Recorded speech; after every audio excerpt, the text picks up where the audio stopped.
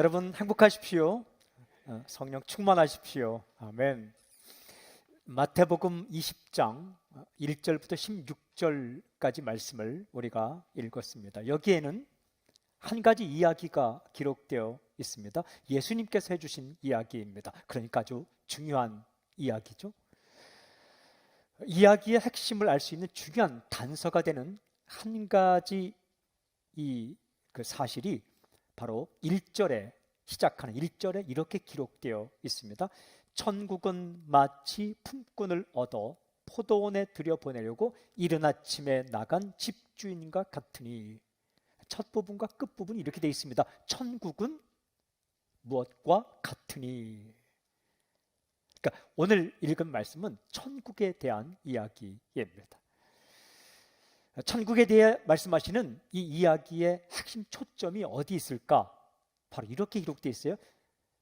집주인과 같으니. 그러니까 이야기에서 등장하는 집주인, 이 집주인에게 초점이 맞춰져 있다. 그러니까 우리도 오늘 이 말씀을 읽을 때 이야기에 등장하는 이 포도원 주인의 포커스를 맞추고 읽어야 되겠죠. 어떤 주인입니까? 이렇게 되어 있죠. 품꾼을 얻어 포도원에 들어보내려고 이른 아침에 나간 집주인, 이게 포도원 주인입니다. 팔레스타인 지방에서는 포도를 심고 9월 말경에 수확을 하게 됩니다. 이 시기를 지나면 비가 내리는 우기에 들어가기 때문에 포도를 제대로 수확할 수 없게 되죠. 그래서 일꾼들을 구하러 이제 포도원 주인이 나갑니다. 일꾼들은 장터에 모여 있죠.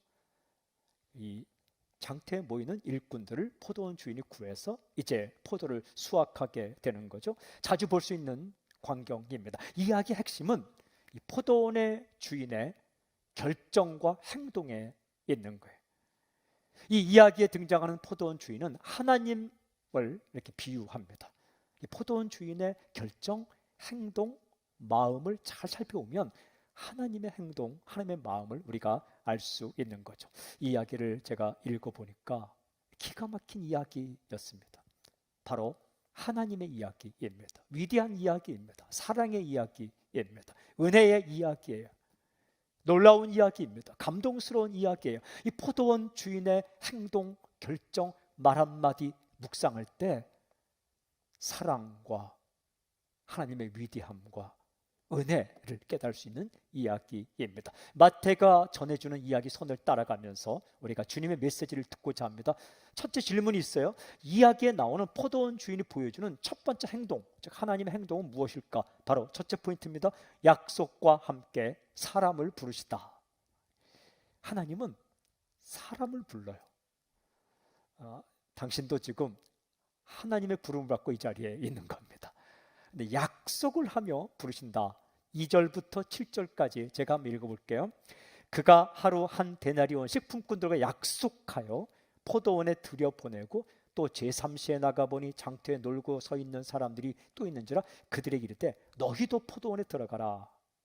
내가 너희에게 상당하게 주리라 하니 그들이 가고 제6시와 제9시에 또 나가 그와 같이 하고 제11시에 또 나가보니 서 있는 사람들이 또 있는지라 이르되 너희는 어찌하여 종일토록 놀고 여기 서 있느냐? 이르되 우리를 품꾼으로 쓰는 이가 없음이니이다. 이르되 너희도 포도원에 들어가라 하니라. 이야기를 보면 포도원 주인은 계속 사람을 불러요. 여기 나타나는 제3시, 제9시, 제11시 이런 것들은 유대식 표현인데 더하기 6을 하면 됩니다. 유대인들은 6시를 0시로 하기 때문에 더하기 6. 그러니까 제3시는 오전 9시, 제6시는 오전 12시, 제9시는 오후 3시, 11시는 오후 5시가 되는 거죠. 9시 이전에 가서 사람 불렀어요. 네, 오전 9시에 또 가 사람 부르고 12시에 사람 부르고 3시에 사람 부르고 저녁 5시 이제 끝날 때가 1시간밖에 안 돼요. 그때도 가서 사람 불렀다 라는 거예요. 이게 하나님의 이야기예요. 하나님은요 사람을 부르시는 분입니다. 지금 처음부터 지금까지 계속 사람을 불러요. 이미 믿고 있는 사람을 통해, 아내를 통해, 부모를 통해, 친구를 통해, 책을 통해, 사건을 통해 사람을 부르시죠. 근데 그냥 부르는 것이 아니라 어떻게 부르시는가? 아주 중요한 단어가 있습니다. 2절에 나오는 이 바로 행동입니다. 그가 약속하여, 약속을 합니다. 정확하게 이야기는 하루 한 데나리온씩 주겠다, 정확하게 줄 것을 약속하고 사람을 불렀죠. 오전 9시, 12시, 3시, 5시 부름받은 사람은 형편이 다 달라요. 일찍 부른 사람도 있고 늦게 부른 사람도 있고 기다리다 부름받은 사람도 있고 처음부터 부름받은 사람도 있는데 동일한 점이 두 가지가 있어요. 하나는 부름을 받았다는 것이고 두 번째는 약속을 받았다라는 겁니다. 하나님은 어떤 분이신가? 사람 부르신 분, 그리고 약속을 하시는 분입니다. 여러분, 예수님도 이 땅에 오셔서 처음 말씀을 전할 때 어떤 말씀을 주셨는가? 무엇을 약속하셨는가? 천국을 약속하십니다. 마태복음 4장 17절 이렇게 기록되어 있어요. 이때부터 예수께서 비로소 전파에 이르시되 회개하라, 천국이 가까이 왔느니라 하시더라. 회개라는 것은 무엇이냐? 돌아서는 것입니다. 내가 가던 길을 돌아서, 누구에게 돌아서는 것? 하나님께로 돌아서는 것. 하나님께로 돌아서는 방법은 다른 거 없어요. 믿음이에요. 예수님을 믿으면 하나님께 돌아서는데 그에게 천국이 주어질 것이다 약속하셨어요. 예수님께서 이 땅에 오셔서 처음 공개적으로 말씀하신 내용은 회개하면 너에게 천국이 주어질 것이다 약속하셨어요. 여러분, 우리가 하나님 앞에 나아갈 때 우리가 들어야 할 것은 무엇인가?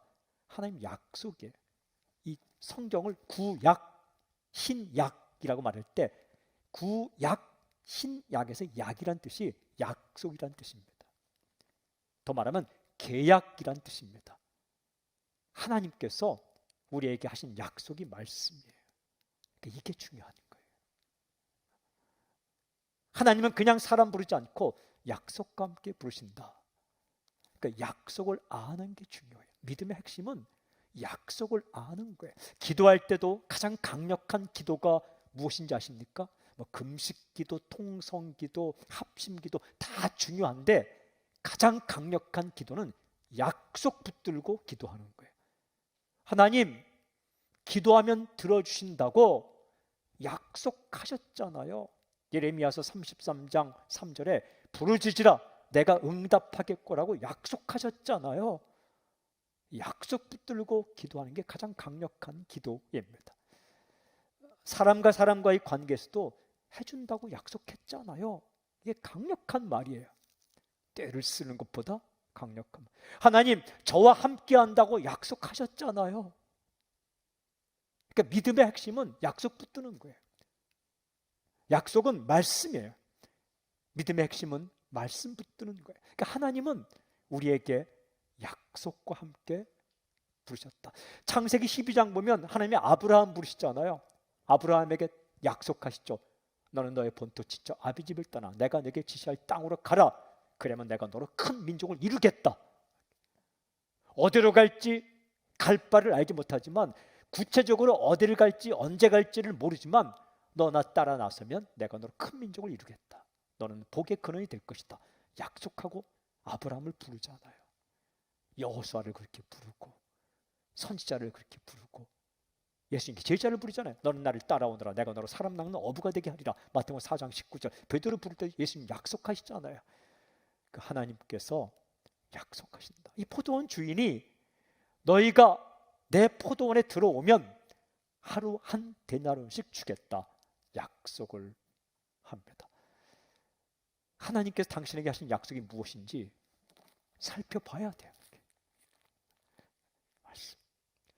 둘째 질문이 있어요. 이 포도원 주인은 약속한 다음에 어떻게 행동하는가? 하나님은 어떻게 행동하실까? 둘째 포인트입니다. 약속을 지키시다. 8절부터 이어지는 10절을 읽어오면 이렇게 기록되어 있어요. 저물매 포도원 주인이 청지기 이르되 품꾼들을 불러 나중 온 자로부터 시작하여 먼저 온 자까지 삭슬 주라 하니 제11시에 온 자들이 와서 한 데나리온씩을 받거늘 먼저 온 자들이 와서 더 받을 줄 알았더니 그들도 한 데나리온씩 받은지라. 포도원 주인의 행동을 정확히 기록합니다. 이렇게 기록하죠. 품꾼들을 불러 삭슬 주라.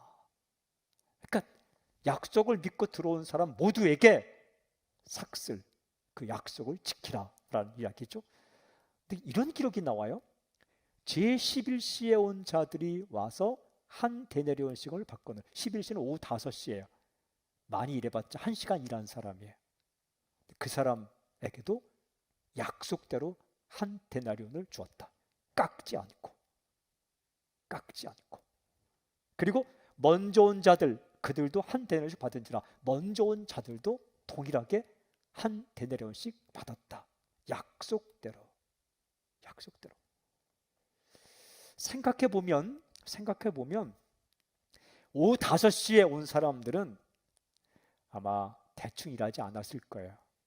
왜냐하면 늦게 왔기 때문에 미안하니까 남은 1시간 동안 열심히 일했겠죠. 어쨌든 그들은 약속대로 받았다라는 거예요. 민수기 23장 19절 찾아오면 하나님이 이렇게 말씀하세요. 하나님은 사람이 아니시니 거짓말을 하지 않으시고 인생이 아니시니 후회가 없으셨다. 어찌 그 말씀하신 바를 행하지 않으시며 하신 말씀을 실행하지 않으시라. 인간과 사람이 다른 점 가운데, 차이점 가운데 가장 중요한 차이점이 뭐냐? 인간은 약속을 완벽하게 지키지 못하고 하나님은 약속을 확실하게 지키신다. 사람이요, 아무리 약속을, 여러분 약속 잘 지키십시오. 그런데 사람이 아무리 약속을 확실하게 지켜도 100% 지킬 수 없는 게, 내가 약속해 놓고 내가 죽으면 못 지키는 약속이 참 많다고요. 내가 너를 끝까지 돌봐줄게 라고 약속하지만 돌봐줄 마음도 있어요. 어길 마음도 없어요. 그러나 본인이 죽으면 못 지키는 거죠. 인간의 악함 때문에 약속을 바꾸기도 변절시키기도 하고, 인간의 약함 때문에 지키고 싶은 약속을 못 지킬 때가 있는 거죠. 하나님은 사람이 아니시니 거짓말을 하지 않으시고 하신 말씀을 반드시 지키신다. 하나님의 신실하심, 하나님의 성실하심. 여러분, 우리가 살다가 실수할 때가 있어요. 또한 하나님을 조금 멀리 할 때가 있어요. 그래도 다시 돌아와서 엎드리면 하나님은 언제나 그 모습 그대로 받아주며 기도를 들어주시죠. 그게 하나님의 약속이에요. 하나님은 약속을 지킨다. 내가 언제 그런 말 했어? 라고 말씀하지 않는다 라는 거예요. 그러니까 믿음의 핵심은 약속을 지키는 거죠. 근데 이 이야기를 읽어오면 굉장히 중요한 게, 오후 5시에 부름받은 사람에게도 약속을 신실하게 지켰다라는 거예요. 이렇게 기록되어 있어요. 6절에 너희는 어찌하여 종일토록 놀고 여기 서 있느냐. 그러니까 오후 5시에 부름받은 사람은 하루 종일 놀고 있다가 5시부터 6시까지만 일한 사람이에요. 또 7절 우리를 품꾼으로 쓰는 이가 없음이니이다. 이 사람들이 일하고 싶지 않았던 게 아니에요. 논팽이가 아니에요. 게으름뱅이가 아니에요. 일하고 싶지만 기회가 주어지지 않아서 일할 수 없었는데, 5시에 부름받아서 1시간밖에 일할 수 없는 이 사람들에게도 약속을 지켰다는 거예요. 이 이야기를 읽어보니까 이 사람들이 계속 부름을 받지 못하다가 저녁 5시가 되어야 포도원 주인의 부름 받았을 때 얼마나 기뻤을까. 7절에 이런 말이 있죠. 너희도 포도원에 들어가라. 이 구절에서 저는 너희도라는 말이 들어왔어요. 너희도 카이 휘메이스라고 되어 있어요. 정확하게 우리말이 잘 보니까 너희도, 너도 내가 부를 테니까 너도 들어가라. 이 말을 들었을 때 얼마나 감격스러웠을까요? 추가 합격보다 훨씬 나은 거 아니겠어요? 하루 벌어 하루 먹는 사람들이에요. 품꾼은 자기가 일하지 않으면 가족들이 굶어요. 나를 불러주기를 원하면서 그 장터에 가서 하루 종일 기다리는데 아무도 불러주지 않는 거예요. 다시 말하면 내가 만나고 싶은 사람 만나지 못한 거예요. 그들은 주인을 만나고 싶겠죠. 약속을 받고 싶겠죠.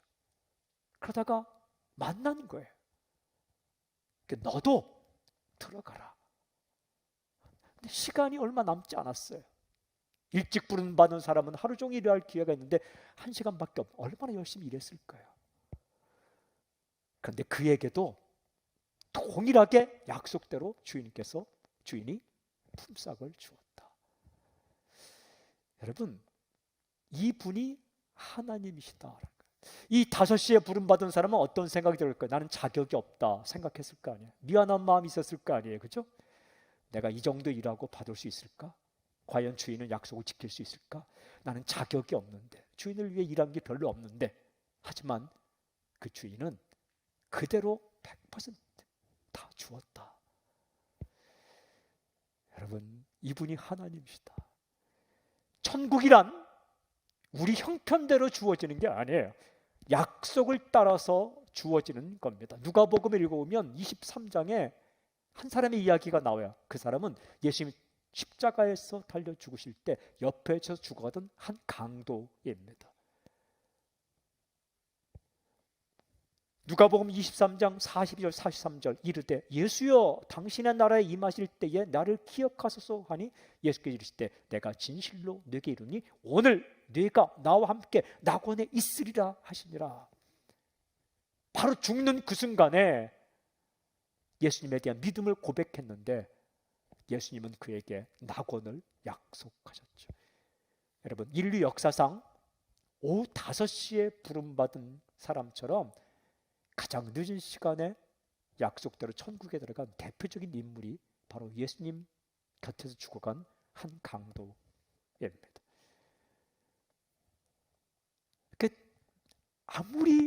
아무리 늦게 고백해도 예수님을 믿음으로 고백하면 그에게 천국이 주어진다. 저는 전도할 때에 가장 감격스러울 때가 여러 순간이 있지만 그 중에 한 가지는 중환자실에 들어가서 마지막 그분이 운명하기 전에 예수님을 전했을 때 그가 예수님을 영접하는 거예요. 정말 죽기 1분 전. 강남 성모병원 중환자실에 가서 전도할 때는 그 사람이 정말 죽기 전 바로 직전에 예수님 영접하고 안수기도 하는데 안수기도 하는 동안에 숨을 거두어서 그것도 모르고 제가 안수기도 하는데 이제 운명하셨습니다. 저는 약속대로 그분도 하나님은 약속을 어기는 분이 아니기 때문에 예수 이름을 믿은 그에게 천국이 주어졌다고 믿습니다. 여러분, 하나님은 신실하게 약속을 지키시는 분이다. 그 하나님에 대해서 우리에게 보여주십니다. 그런데 그 하나님의 마음이, 하나님은 어떤 마음으로 일꾼들을 바라보실까라는 이야기예요. 이 주인의 말과 주인의 행동, 이야기에 나온 주인의 말과 주인의 행동을 통해 볼 때 하나님은 부름받은 사람들이 어떤 태도로 살아가기를 원하실까라는 것이 중요한 마지막 3번째, 오히려 어찌 보면 이 이야기의 가장 중요한 핵심 포인트예요. 셋째 포인트입니다. 하나님의 친구로 쓰임받는 감격을 잃어버리지 말라. 이어지는 11절 15절까지 말씀을 읽어보면 일찍 부름받은 사람들이 열심히 일해놓고 막판에 주인에게 원망하는 이야기가 나와요. 정말 열심히 일해놓고 은혜 다 까먹는 이야기예요. 11절 15절 제가 읽어볼게요. 받은 후 집주인을 원망하여 이르되 나중은 이 사람들은 1시간밖에 일하지 아니할거늘 그들을 종일 수고하며 더위를 견딘 우리와 같게 하였나이다. 주인이 그 중에 한 사람에게 대답하여 이르되 친구여 내가 네게 잘못한 것이 없노라. 네가 나와 한 데나리온의 약속을 하지 아니하였느냐. 네 것이나 가지고 가라. 나중은 이 사람에게 너와 같이 주는 것이 내 뜻이니라. 내 것을 가지고 내 뜻대로 할 것이 아니냐. 내가 선함으로 네가 악하게 보느냐. 먼저 부름받은 사람들의 행동을 이렇게 기록합니다. 주인을 원망. 막 주인을 원망하는 거예요. 원망이라는 것은 불평하다, 투덜거리다, 이런 뜻이죠. 여러분, 투덜거리지 마십시오. 오늘 이 투덜거림이 얼마나 이게 그 슬픈 행동인지 좀 살펴볼까요? 그들은 주인을 원망했어요. 투덜거렸습니다. 불평했습니다. 왜냐하면 자기들은 더 받을 줄 알았거든요. 자기 생각이었어요. 주인은 분명히 한 데나리온 주겠다고 약속했거든요. 약속은 까먹고 나중에 오후 5시에 온 사람들이 한 데나리온을 받으니까 자기들은 더 받을 줄 알았는데 동일하게 한 데나리온을 받자 원망하고 불평하기 시작했다. 어떻게 불평했습니까? 나중 온 사람들은 1시간밖에 일하지 않았는데 우리는 하루 종일 일했는데 똑같이 줍니까? 그들에게 주인이 말하죠. 약속하지 아니하였느냐? 13절에 기록되어 있죠. 원망하고 불평했다. 원망하고 불평하는 것의 핵심이 뭔지 아십니까? 예를 들어 밥을 해놓았습니다. 반찬을 해놓았습니다.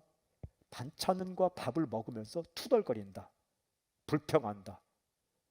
이걸 반찬이라고? 이걸 밥이라고? 핵심이 뭡니까?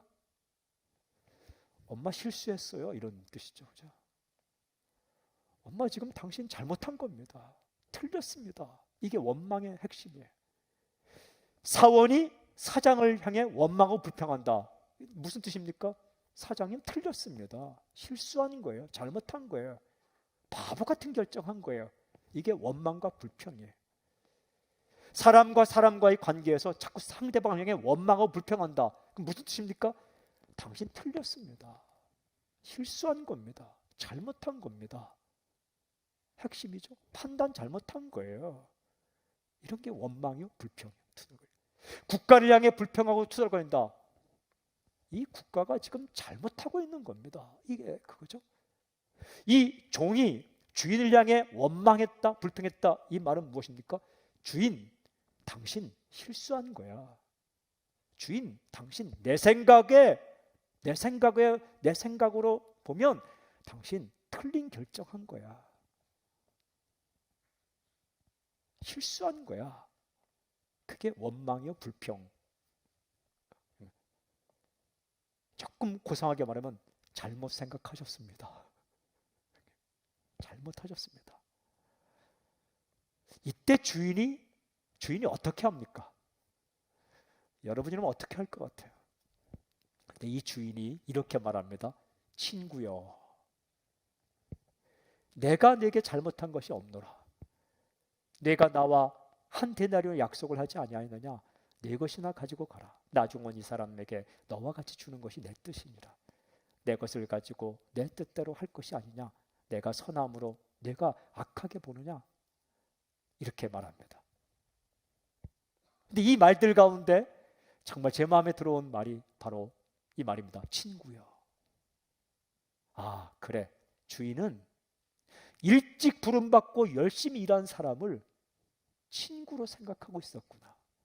그 주인 입장에서 얼마나 고마울 거예요. 9시 이전에 새벽같이 부름받고 왔는데 쉬지 않고 최선을 다해 포도원에서 일하는 그 농부를 보면서, 품꾼을 보면서 주인의 입장에서 얼마나 예뻤을까요? 그렇게 생각하고 있었어요. 그래서 이렇게 말해요. 친구요. 하지만 그 품꾼은 주인을 친구로 생각하지 않은 거예요. 일 시키는 사람. 주인에게 품꾼은 목적이었어요. 함께 하고 있고 친구처럼. 하지만 품꾼에게 주인은 수단이었어요. 돈벌이의 수단. 그래서 원망하고 불평하는 거죠. 사랑하는 여러분, 하나님 이렇게 살다 보면 어떤 사람은 일찍 예수님을 믿고 따라가는 사람이 있고, 어떤 사람은 죽기 전에 예수님 믿고 따라가는 사람이 있습니다. 오후 5시에 부름받은 것처럼 정말 죽기 몇 분 전에, 새벽녘에 부름받은 것처럼 일찍부터 예수님 믿고 수고하고 헌신하며 따라가는 사람이 있어요. 천국은 동일하게 주어집니다. 이게 은혜예요. 은혜입니다. 하지만 늦게 부름받고 영원한 생명 얻는 사람, 정말 은혜죠. 감격이죠. 늦게 부름받은 사람들 가운데 그 은혜가 정말 감격해서 더 열심히 일하는 사람이 참 많아요. 아쉽죠. 좀 일찍 예수님 믿고 부름받았으면 더 아름답게 살 수 있을 텐데 그 마음에 충성하는 사람들이 굉장히 많아요. 제가 신학교 일반 대학을 졸업하고 신학교에 갔더니 저는 그냥 초등학교, 중학교, 고등학교, 대학교 중에 군대 갔다 와서 바로 시험 치러서 신학대학을 갔으니까 26살 새파란 나이에 전도사를 이제 하게 된 거예요. 그런데 저희 동기들 가운데는 최고 44살 세상에 뭐 사시다가 뭐 암도 걸려 보시고 그래서 44살 때 이렇게 오신 분이 계세요. 누가 더 은혜와 감격으로 공부할까요? 제가 그분들과 친구처럼, 친구는 아니지만 친하게 많이 지냈는데 지금은 세상을 떠나셨어요. 그런데 얼마나 열심히 공부하시는지 몰라요. 그리고 모든 모임에 다 참여해요. 우리는 어떻게든 좀 이렇게 빠져볼까 하는데요. 모든 모임에 감격하며 참여하는 거예요. 그리고 수업 시간에 아멘. 수업 시간에 아멘 하는 사람 거의 없습니다. 수업 시간에 아멘. 학교에서 먹는 학식, 그 학생 식당에 이 밥도 감격하며 먹어요. 이렇게. 그 당시 450원의 짜리 밥을 이렇게 먹으면서 감격하며 먹는 거예요. 우리는 어떻게든 학교 바깥에 가서 사 먹으려고.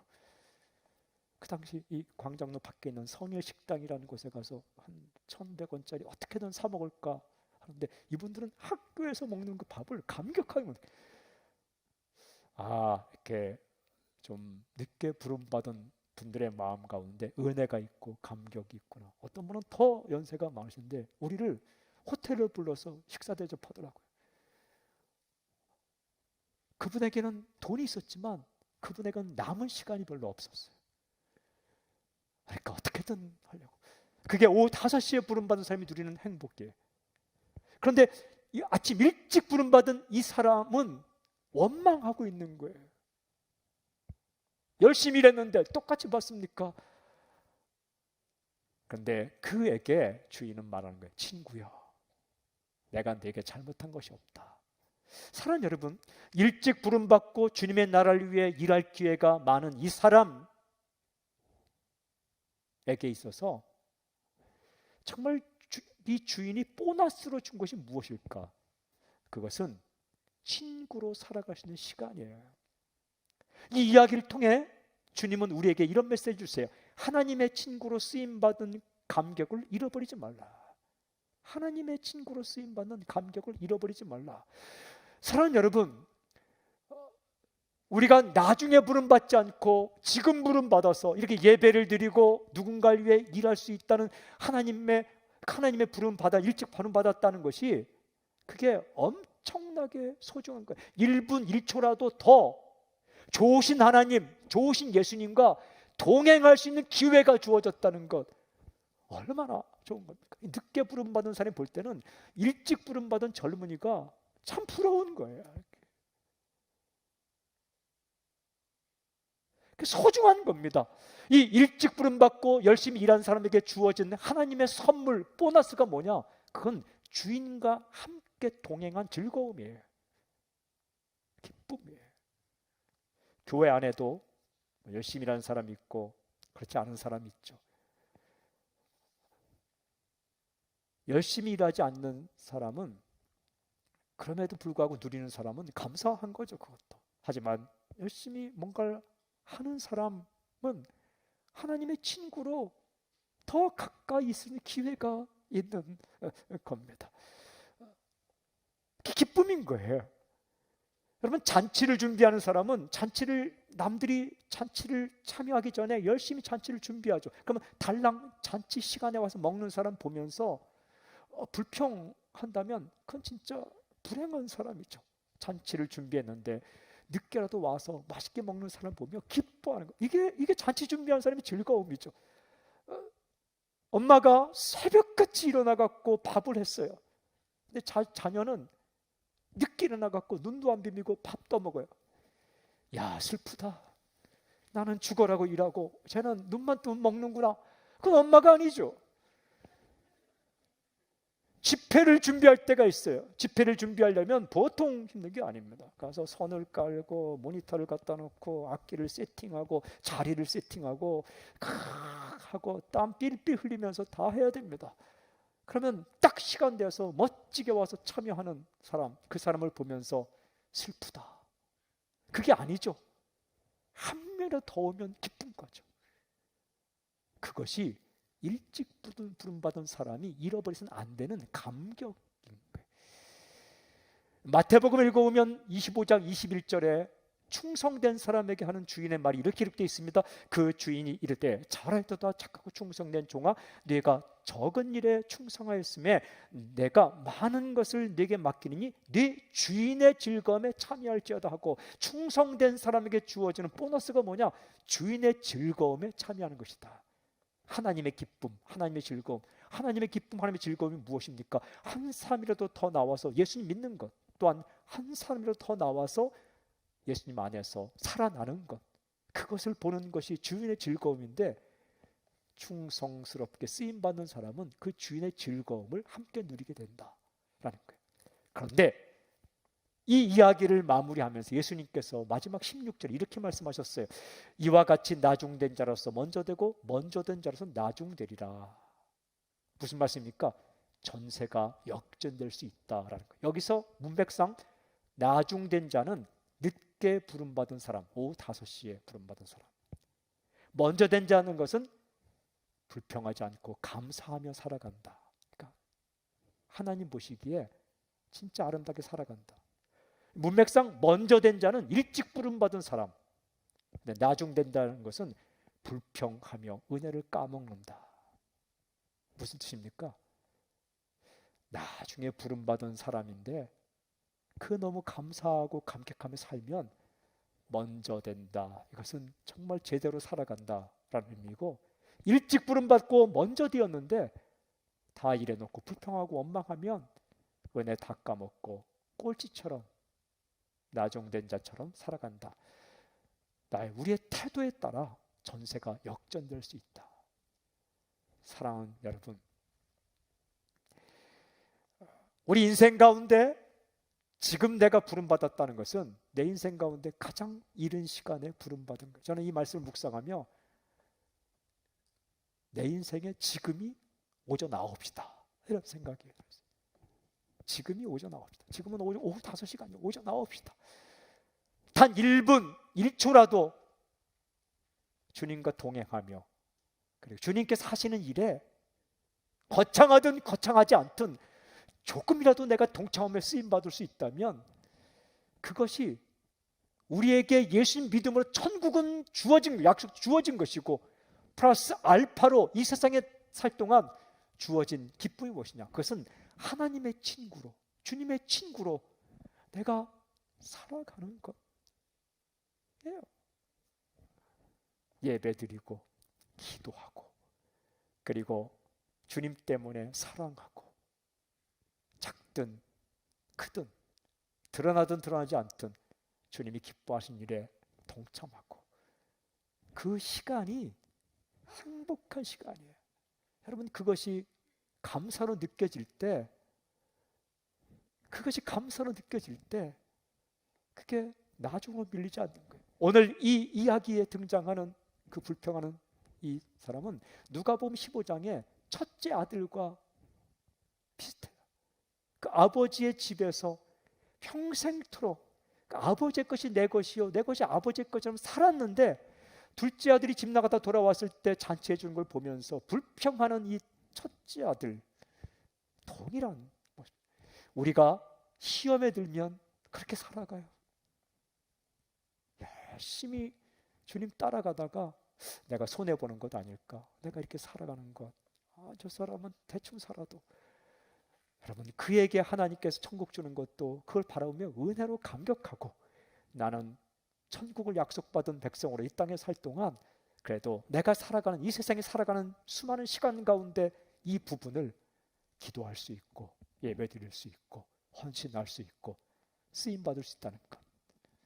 이 설날 이 아침에 하나님을 사랑하는 마음으로 이 자리에 나와서 예배 드리고 삶의 시간을 영위하는 당신이 손해본 것 같은 느낌이 아니라 이건 선물이다. 여러분, 선물이다. 그러니까 선교사님은 선물 받은 거예요. 사역자도 선물 받은 거예요. 당신의 재능과 당신의 시간과 물질이 누군가를 살리고 하나님 영광을 이제 쓰임 받는다면 그것이 선물, 그것이 손해가 아니라 즐거움으로 느껴지고 감사로 느껴지는 이 감격을 잃어버리지 않을 때에 아름답게 살 수 있는 겁니다. 주님은 오늘 이렇게 우리에게 말씀하세요. 하나님은 약속을 하시고 약속대로 갚으시는 분인데 그 모든 사람에게 주어지는 약속 더하기 플러스 알파로 보너스를 주는 것, 그것은 하나님의 친구로 이 땅에서 살아가는 시간들, 기억들, 경험들, 기쁨들, 그 즐거움과 그 기쁨을 잃지 않고 마음껏 누리는 당신이 되기를 주님 선포합니다. 우리 하나님을 찬양합니다. 아멘. 주를 높여 드립니다. 아멘. 아멘.